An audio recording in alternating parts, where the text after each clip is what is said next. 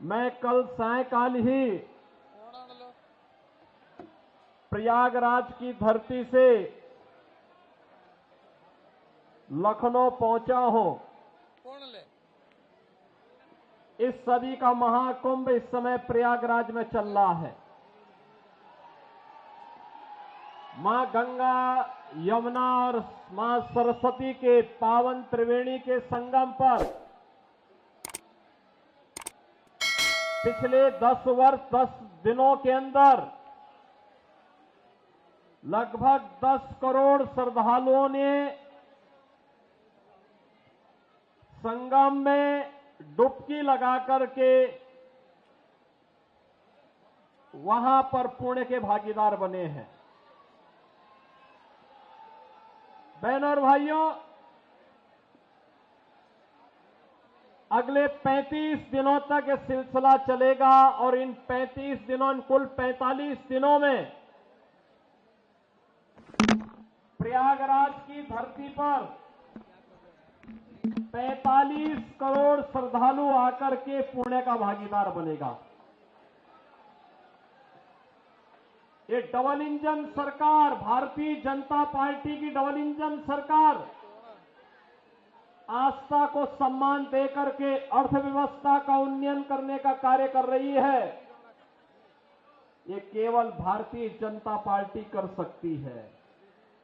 आस्था का भी सम्मान है और अर्थव्यवस्था को उसके माध्यम से एक नई गति देने का भी वहां माध्यम बना हुआ है। उत्तर प्रदेश सरकार और केंद्र सरकार ने मिलकर के महाकुंभ के महाआयोजन में 7,500 करोड़ रुपए खर्च किए, लेकिन इससे उत्तर प्रदेश की अर्थव्यवस्था में 2 लाख करोड़ रुपए से अधिक की वृद्धि होने वाली है। लाखों नौजवानों के लिए नए रोजगार का सृजन होने वाला है। उत्तर प्रदेश के बारे में जनता की धारणा को बदलने वाला है और उत्तर प्रदेश में पर्यटन के एक नए सर्किट के रूप में प्रयागराज, अयोध्या और काशी का दर्शन देश और दुनिया को करने का अवसर प्राप्त हो रहा है। बहनों और भाइयों, अनुमान करिए आज से 10 वर्ष पहले उत्तर प्रदेश के बारे में लोगों की क्या धारणा बन चुकी थी। आज से 7-8 वर्ष पहले उत्तर प्रदेश के बारे में लोग क्या सोचते थे। लेकिन डबल इंजन की सरकार आई और उस सरकार ने वहां पर उत्तर प्रदेश को उसकी पुरातन पहचान दिलाने का कार्य कराया। आज उत्तर प्रदेश में क्या नहीं है? आज वहां पर इंफ्रास्ट्रक्चर के बड़े बड़े कार्य हैं। देश के सबसे ज्यादा एक्सप्रेसवे है, हाईवे है, रेलवे का सबसे बड़ा नेटवर्क है, सबसे ज्यादा सिटी में मेट्रो का संचालन हो रहा है और वहां के स्वच्छता को अगर आप तुलना करेंगे तो आपको आज नजर आएगा। ज्यादा दूर मत जाइए, दिल्ली से लगे हुए उत्तर प्रदेश के महानगरों को देख लीजिए और दिल्ली के अंदर आम आदमी के कारनामों को आप तुलना कर लीजिए तो आपको अंतर स्पष्ट नजर आ जाएगा। और मैं इसीलिए आपसे कहने के लिए आया हूं, दिल्ली की यात्रा आज से प्रारंभ नहीं होती। 5,000 वर्षों का इतिहास है दिल्ली का। दिल्ली की 5,000 वर्षों के इस इतिहास में कभी ये दिल्ली इंद्रप्रस्थ के रूप में जानी जाती थी। ये दिल्ली अपने वैभव के लिए जानी जाती थी। दिल्ली के कार्य आज से 10 वर्ष पहले तक मॉडल के रूप में देखे जाते थे। लेकिन बहनों और भाइयों, आज मुझे जब दिल्ली चुनाव प्रचार की दृष्टि से तमाम मार्गों को जाना पड़ा तो यहां पता ही नहीं लग रहा था कि सड़क है या गड्ढा है, गड्ढे में सड़क है या सड़क में गड्ढा है। और इसीलिए मुझे 1 घंटा लेट हुआ आज के कार्यक्रम में आने में। मैं भौचक था यहां पे देख करके कि राष्ट्रीय राजधानी दिल्ली की सड़कों की ये दुर्गति। और बहनों और भाइयों, यही नहीं, जब मैंने सड़कों पर गंदगी का ढेर देखा, कूड़ा पड़ा हुआ है, प्लास्टिक से सड़कें पटी हुई है, गंदगी का ढेर जगह जगह लगा हुआ है, गंदगी के बड़े बड़े पहाड़ दिखाई दे रहे हैं, सीवर लाइन सड़कों पे बह रही है। और दिल्ली, अभी तो ये जनवरी चल रहा है, आप देखना फरवरी के बाद जब पेयजल का संकट आता है, टैंकर माफिया यहां पे हावी होगा, तब का क्या दृश्य होता है। बहनों और भाइयों, ये दुर्गति करने का सबसे बड़ा अपराधी कोई है तो और कोई नहीं, अरविंद केजरीवाल नाम का जीव इसका सबसे बड़ा अपराधी है, सबसे बड़ा अपराधी है। बहनों और भाइयों, यहां झूठ बोलने की एटीएम है। सुबह से लेकर सायंकाल तक एक से एक झूठ को बड़ी होशियारी के साथ गढ़ने वाला व्यक्ति है। और पिछले 10 वर्षों में दिल्ली की जनता को कैसा झूठों वायदे करते करते उन्होंने दिल्ली को नरक बना दिया है। और दिल्ली के आम आदमी पार्टी की सरकार के कारनामों का पाप आज उत्तर प्रदेश के मथुरा, वृंदावन जैसी पावन नगरी और आगरा जैसी पर्यटन नगरी को ही भुगतना पड़ रहा है। जब यमुना जी का पानी यहीं दिल्ली में एक नाले में तब्दील हो जाती है, नमामि गंगे परियोजना के माध्यम से एक और गंगा के पानी को प्रधानमंत्री मोदी जी के विजन के कारण उनके नेतृत्व में अविरल और निर्मल उत्तर प्रदेश के अंदर बना दिया गया। उसका परिणाम है कि प्रयागराज में आप जाएंगे, कल आपने देखा होगा कि उत्तर प्रदेश सरकार का पूरा मंत्रिमंडल, 54 सदस्यीय मंत्रिमंडल ने संगम में डुबकी लगाई एक साथ। आनंद की अनुभूति, पुण्य का लाभ हमने प्राप्त किया। इसलिए क्योंकि अब प्रयागराज में मां गंगा का जल बहुत शुद्ध है, त्रिवेणी में जल बहुत शुद्ध है, नमामि गंगे परियोजना का लाभ वहां लिया गया, उसे पूरी ईमानदारी के साथ लागू किया गया। लेकिन दिल्ली के अंदर यमुना की शुद्धि हो, इसके बारे में कभी कोई चिंता से अरविंद केजरीवाल ने और उनकी टीम ने नहीं किया। मैं पूछना चाहता हूं और मैं उनसे चुनौती भी देता हूं, जैसे उत्तर प्रदेश के प्रयागराज की त्रिवेणी में उत्तर प्रदेश सरकार के सभी मंत्रियों ने कल मेरे साथ डुबकी लगाई है। अरविंद जी, एक दिन आप भी अपने मंत्रियों के गिरोह को लेकर के जाइए और यमुना जी में डुबकी तो लगाइए थोड़ा। दिल्ली की जनता भी देखेगी कि आपने अपनी विरासत की इस पावन नदी को कहां रख करके छोड़ा है। ये दिल्ली की सड़कों पर बह रहा सीवर, दिल्ली के अंदर आसन्न पेयजल का संकट, गंदगी का ये ढेर, गड्ढों में तब्दील सड़कें आम आदमी पार्टी के उन कारनामों को बताता है जिसके लिए लगातार भारतीय जनता पार्टी लगातार आवाज उठाती रही है। बहनों और भाइयों, आज आप तुलना करना चाहेंगे, केवल एक तुलना आप इससे कर सकते हैं। दिल्ली में ओखला औद्योगिक नगर भी है, पिछले 10 वर्ष में वहां कोई नया उद्योग नहीं आया। जो उद्योग लगे थे उनको कोई बुनियादी सुविधाएं नहीं मिलती है।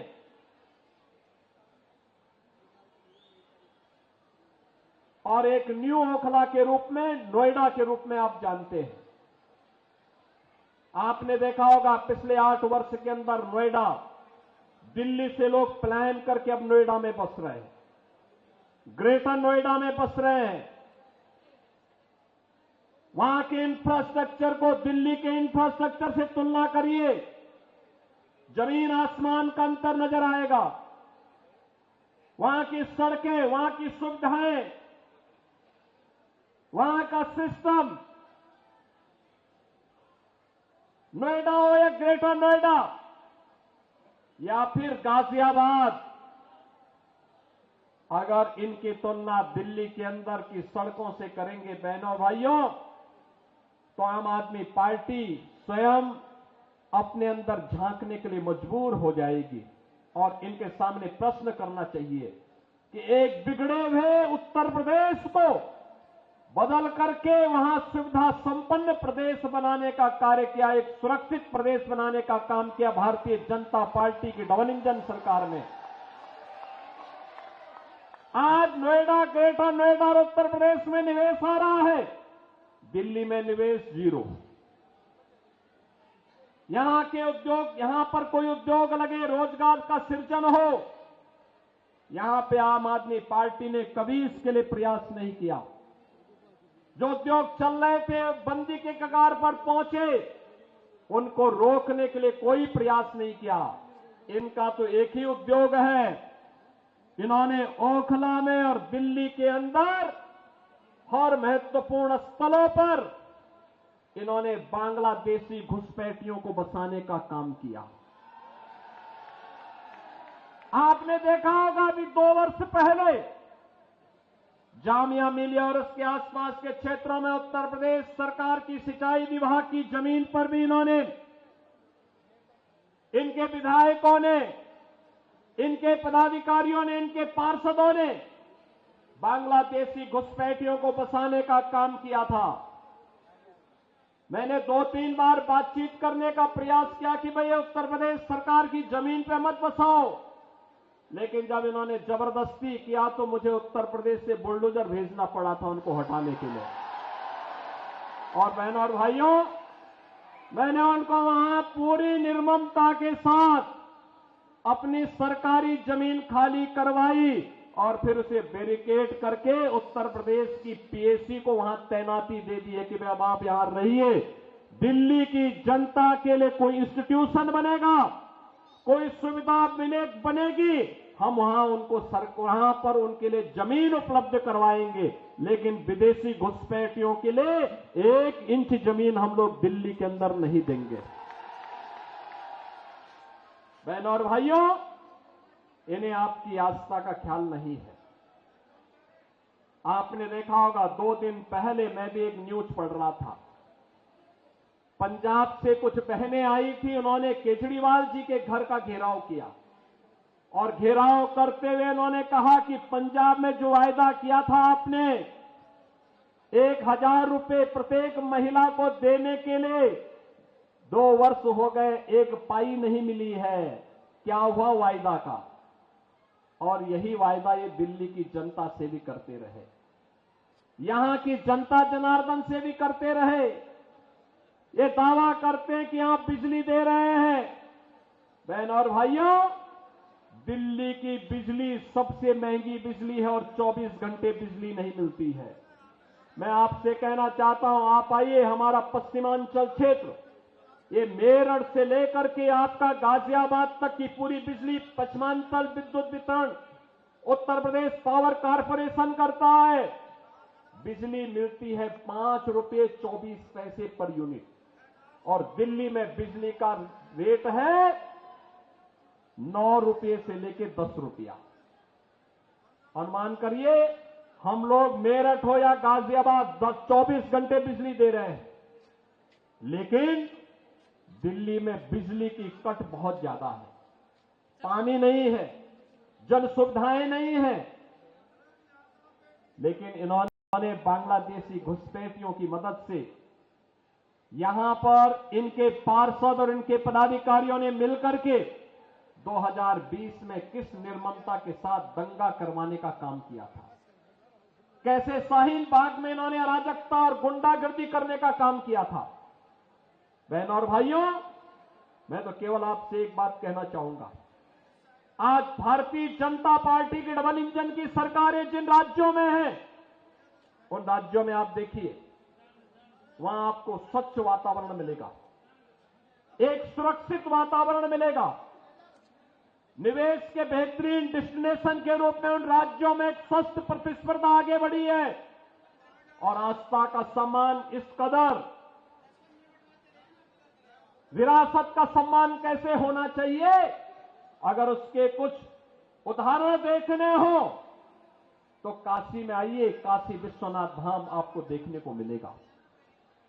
आप अयोध्या में आएंगे, 500 वर्षों का इंतजार समाप्त हुआ, एक नई अयोध्या के दर्शन होंगे।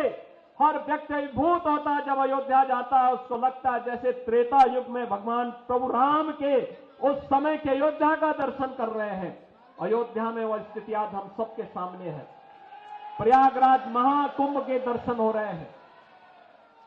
आप उत्तराखंड में जाएंगे, केदारपुरी के दर्शन करेंगे, भव्य और दिव्य केदारपुरी। मध्य प्रदेश में जाएंगे तो बहनों और भाइयों, महाकाल का महालोक के दर्शन वहां देखने को मिलते हैं। ये डबल इंजन सरकार की ताकत है और डबल इंजन की इसी सरकार की ताकत का एहसास कराने के लिए, आपको आह्वान करने के लिए कि दिल्ली के अंदर डबल इंजन की सरकार बनाओ, बुनियादी सुविधाओं भी पाओ और दिल्ली को फिर से इंद्रप्रस्थ बनाने की दिशा में अग्रसर होइए। दुनिया की सुंदरतम नगरी बनने का गौरव इस दिल्ली को प्राप्त होना चाहिए, राष्ट्रीय राजधानी को प्राप्त होना चाहिए।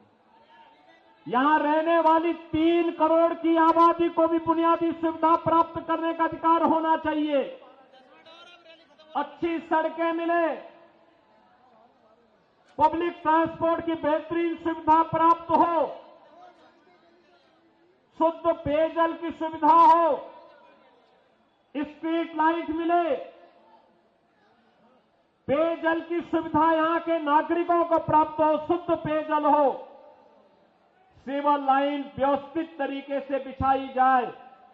इसके लिए अपने उत्तरदायित्व का निर्वहन केवल डबल इंजन की भारतीय जनता पार्टी की सरकार कर सकती है और इसके लिए प्रधानमंत्री मोदी जी के नेतृत्व में जैसे भारतीय जनता पार्टी की तमाम राज्य सरकारों ने कार्य करना प्रारंभ किया है, उसी तर्ज पर दिल्ली के अंदर भी भारतीय जनता पार्टी की सरकार बने।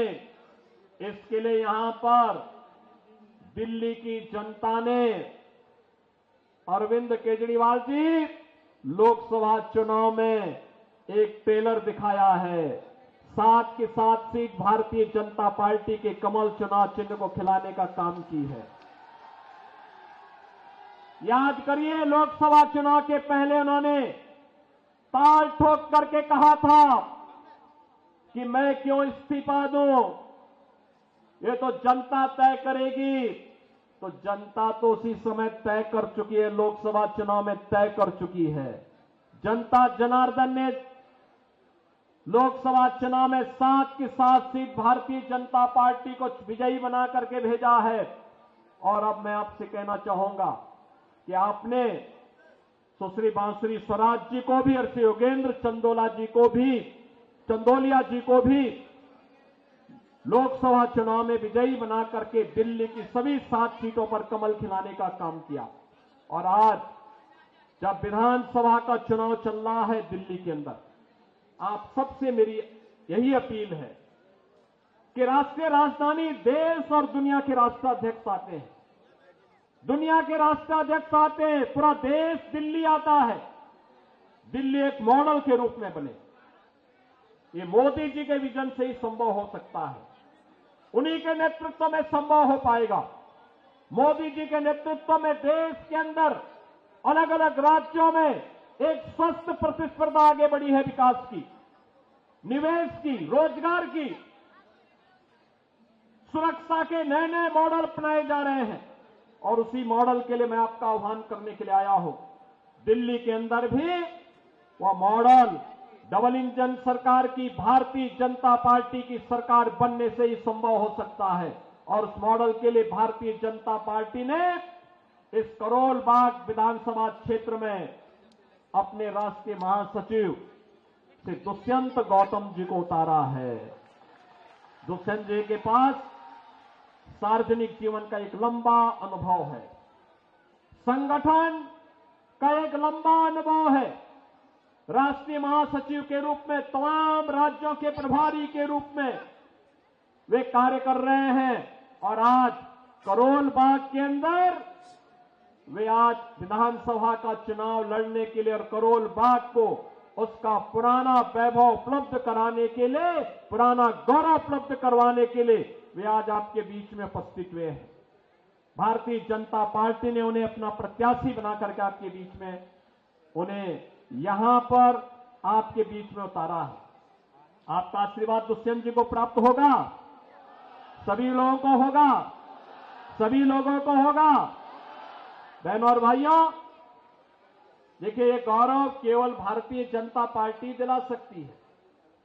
मैंने आपको बताया, अयोध्या में इंटरनेशनल एयरपोर्ट का नामकरण भगवान वाल्मीकि जी के नाम पर है। ये मोदी जी ने किया है। संत रविदास जी की जो पावन जन्मभूमि है, चीर गोवर्धन, काशी में, आज आप जाकर के देखिए, प्रधानमंत्री मोदी जी के विजन के अनुरूप कितना सुंदर और सुविधाओं से युक्त संत रविदास जी की पावन जन्मस्थली बन गई है। बाबा साहब भीमराव अंबेडकर के पंच तीर्थों को बनाने का काम भी प्रधानमंत्री मोदी जी के नेतृत्व में भारतीय जनता पार्टी की सरकारों ने किया है। ये कांग्रेस हो या आम आदमी पार्टी, ये केवल धोखा देकर के बाबा साहब का अपमान करने वाली पार्टियां हैं। और इसलिए मैं आपसे कहना चाहूंगा कि आज उस विरासत के सच्चे प्रतिनिधि के रूप में श्री दुष्यंत गौतम को भारतीय जनता पार्टी ने करोल बाग विधानसभा क्षेत्र में आपके सामने, आपके बीच में आपकी सेवा के लिए उतारा है। आपका आशीर्वाद श्री दुष्यंत गौतम जी को प्राप्त होगा। दोनों हाथ ला करके यहां पे आश्वस्त करिए, दोनों जहां तक मेरी आवाज जा रही है, दोनों हाथ ला करके अपना आशीर्वाद श्री दुष्यंत गौतम जी को दीजिए। देंगे? दोनों हाथ ला करके बोले, मेरे साथ बोलेंगे, भारत माता की, भारत माता की जय श्री राम, जय जय श्री राम।